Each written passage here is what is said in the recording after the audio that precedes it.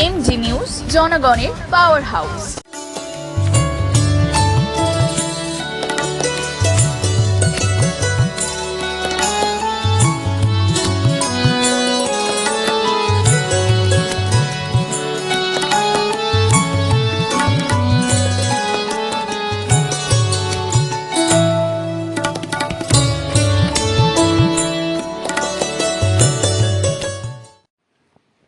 সকালে এসেছিলেন ধর্ণা মঞ্চে মুখ্যমন্ত্রী। সেখানে জুনিয়র ডাক্তারদের সাথে কথা বলে ঠিক হয় কালীঘাটের মুখ্যমন্ত্রীর বাড়িতে বিকেলে মিটিং হবে। সেই অনুযায়ী বিকেলে জুনিয়র ডাক্তারদের 30 জনের একটি টিম যায় কালীঘাটে। জুনিয়র ডাক্তারদের মূলত দাবি ছিল লাইভ স্ট্রিমিং ও ভিডিও রেকর্ডিং করতে হবে বৈঠকে, কিন্তু মমতা ব্যানার্জির তরফ থেকে তা সম্পূর্ণ মানা করে দেওয়া হয়। কোনোভাবেই এগুলো করা যাবে না। কারণ হিসেবে তিনি দেখিয়েছিলেন সুপ্রিম কোর্টে নাকি মামলা চলছে। শেষ পর্যন্ত জুনিয়র ডাক্তাররা ভিডিও রেকর্ডিং ছাড়াই মিটিং এ বসতে রাজি হন, কিন্তু সেই সময় স্বাস্থ্য প্রতিমন্ত্রী চন্দ্রিমা ভট্টাচার্য নাকি তাদের ওখান থেকে বেরিয়ে যেতে বলেন আর কোনোভাবেই মিটিং সম্ভব নয়, ভেস্তে যায় মিটিং। কিছুক্ষণ পরে খবর আসে সন্দীপ ঘোষ ও টালা থানার ওসি অভিজিৎ মন্ডল সিবিআইর হাতে গ্রেপ্তার হয়েছেন। মিটিং ভেস্তে যাওয়ায় কান্নায় ভেঙে পড়েছিলেন জুনিয়র ডাক্তাররা। তারা অনেক আশা করে এসেছিলেন মুখ্যমন্ত্রীর বাড়িতে, সেই কথাই জানালেন জুনিয়র ডাক্তাররা। প্লিজ, তোমাদের ছাতা দেওয়া হয়েছে, তোমরা ভিতরে যাবো, তোমাদের বসতেও জায়গা দেওয়া হচ্ছে।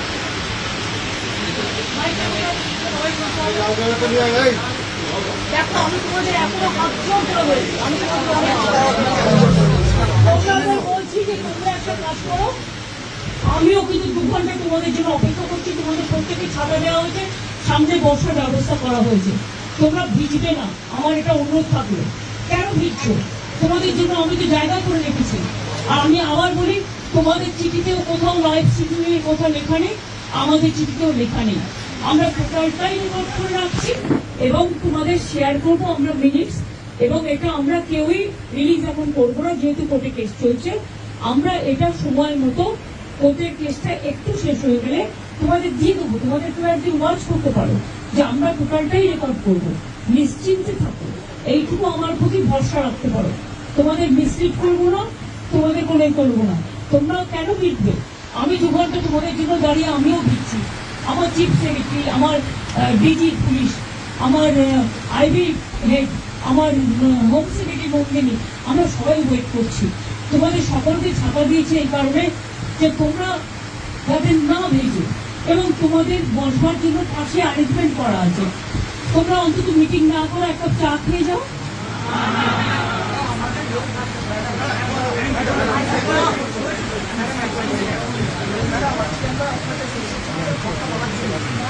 এসো না, আসছো না কেন? ভেতরে ঢুকছো না কেন?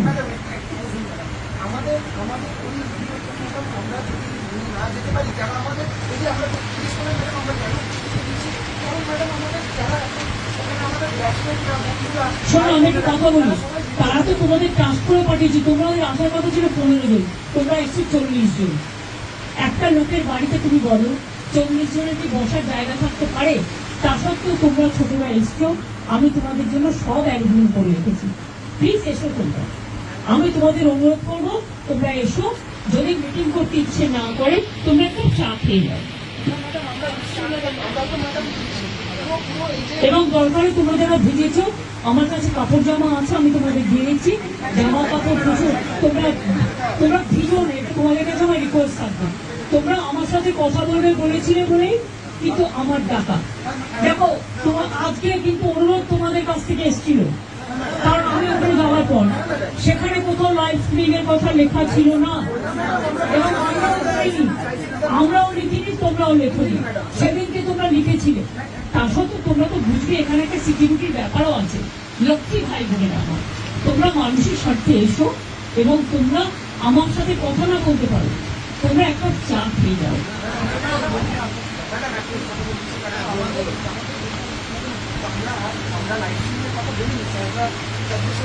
আমি তো তোমাদের বলেছি, যেহেতু কোর্টে ব্যাপারটা বিচারাধীন আছে, তোমাদের মিনিটস আমি করে দেবো, মিটিং এর মিনিটস করে দেবো। পুরো ভিডিওটা আমি আজকে দিতে পারবো না, আমি মিনিটস করে দেবো। ভাই তোমরা ঠিক করো, তোমরা যদি কেউ আসতে চাও আমি সবাইকে বলবো যারা যারা আসতে চান তারা দয়া করে আসুন। তাহলে আপনারা যদি নাই এসে বাড়িতে মিটিং করেন তাহলে আপনারা আমাকে চিঠি দিলেন কেন? এত অসম্মান কেন করছেন? অনেক অসম্মান করছেন আপনারা। আগেও 3 দিন আমি 2 ঘন্টা করে অপেক্ষা করেছি, আমি যার জন্য আপনাদের কাছে নিজে ছুটে গিয়েছিলাম। প্লিজ এইটুকু রেসপেক্ট তো দেবেন। আমি তো আমারও দৌড়াতে আছে তোমাদের জন্য। আমি তোমাদের বলছি শুনো, তোমরা ছোট আমি বড়, কিন্তু মনে রেখো আমি আন্দোলন করার লোক, আমি আন্দোলনকে মর্যাদা দিতে জানি। তাই তোমাদের কাছে তোমরা আসার আগে আমি ছুটে গিয়েছিলাম। তোমাদের আমি বলছি কেউ তো আমি জানি না কারা এর মধ্যে আছো কারা নেই, কিন্তু আমি তোমাদের সবাইকেই বলবো ফরগেট পলিটিক্স, মানুষের স্বার্থে এসব কথা বলো। আমি তোমাদের যদি তোমরা কথা বলতে না চাও তাহলে তোমাদের বলবো তোমরা বুঝো না। তা আসছো না কেন? তা আসছো না কেন? আমরা আসছো না কেন? তোমরা ভিডিও কথা দেখোনি। ট্রান্সপারেন্সি থাকবে, নতুন মিনিটস করে দেবো, মিনিটস করে মিনিট সই করে দেবো। আমাদের গভর্নমেন্টের পক্ষ থেকেও সই করবে, তোমাদের পক্ষ থেকেও একজন সই করবে।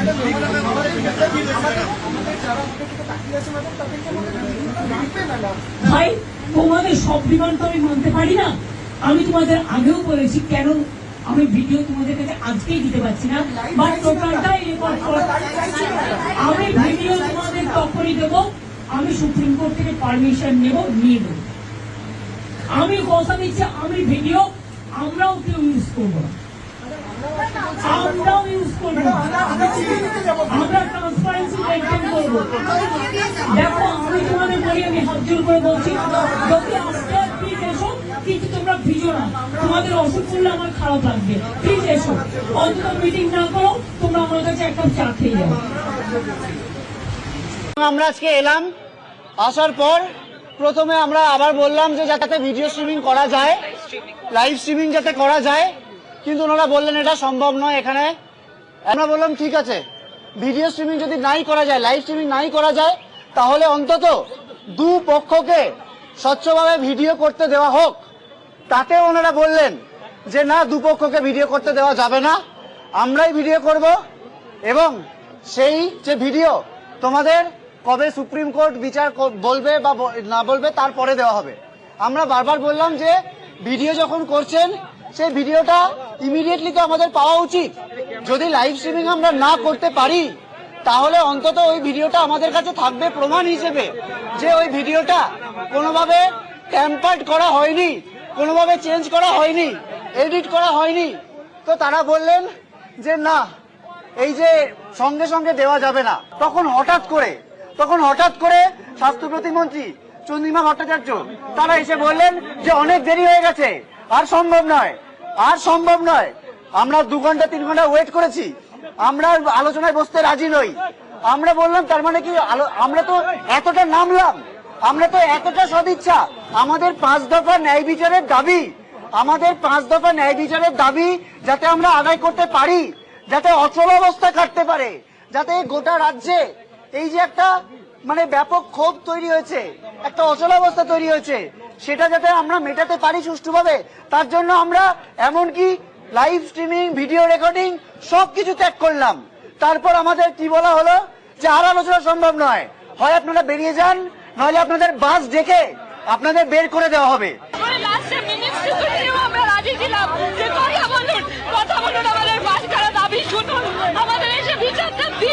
আমাদের জন্য কিছু এই বিচারের রাস্তায় কিছু আশা হলো দেখান, ওনারা এটা শুনলেন না। কোন জায়গায় ওনারা বলেন আমাদের মুখের ওপর ওনারা গাড়ি নিয়ে বেরিয়ে চলে গেলেন, বললেন বাস থেকে তোমরা নিজেরা চলে যাও, নইলে তোমাদের বাস থেকে দিচ্ছে, তোমরা চলে যাও, বেরিয়ে যাও।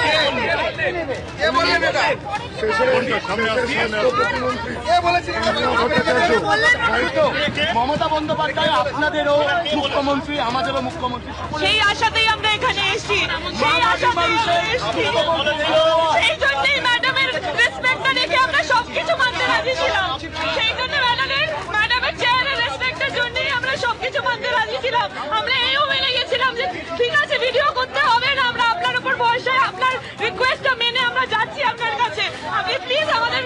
ডিমান্ড গুলো শুনে কিছু সুরাহ করে দিন, এটুকুই তো আমাদের কথা ছিল। ওনারা লাস্টে বললেন উনি 3 ঘন্টা ওয়েট করেছেন, আর ওয়েট করবেন না।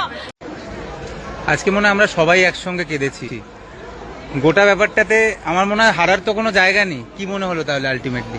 না, আমাদের হারার তো কোনো জায়গা নেই। হার জিত ব্যাপারটা নয়, ব্যাপারটা হচ্ছে এটা লড়াইটা সত্যের লড়াই, মানবিকতার লড়াই, মনুষ্যত্বের লড়াই। এবং সেই লড়াইতে মানে যে কথাটা আমরা প্রথম দিন থেকে বলে আসছি, শির দ্বারা সোজা রেখে আমাদের লড়াইটা চালাতে হচ্ছে এবং আমরা সেটা চালাবো।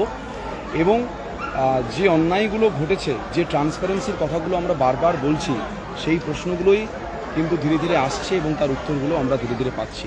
এবার মানুষজন আশা করি বুঝতে পারবে যে কেন আমরা লাইভ স্ট্রিমিংয়ের জন্য এতটা গোয়ার হয়ে জিদ ধরে বসে আছি। আজকে অ্যারেস্টটাও তো একটা বড় জয় আমার মনে হয়, যেটা আমরা দেখো এই জিনিসটাকে না জয় হিসেবে আমি বলবো না, এটা আন্দোলনের একটা কি বলবো, আন্দোলনের মানে মাত্রাকে হয়তো একটা অন্য মানে দিক খুলে দিল। জয় সেদিন হবে যেদিন সত্যিকারের যারা দোষী তাদেরকে একদম শনাক্ত করে চিহ্নিত করে শাস্তি দেওয়া হবে। তবে যাই হোক, আমার মনে হয় আজকের পরে এই সব কান্না মনে হয় বৃষ্টিতে ধুয়ে গেছে। এবং 14 তারিখে একটা জিনিস হয়েছিল এবং আজকের 14 তারিখ আমরা মনে হয় যে আমরা হয়তো ফিরে এসেছি। তবে সব কান্না এখনো ধোয়নি, কিছু কান্না এখনো বাকি আছে। এই বৃষ্টির মধ্যে সেই কান্নাগুলো কিছুটা আছে। Thank you.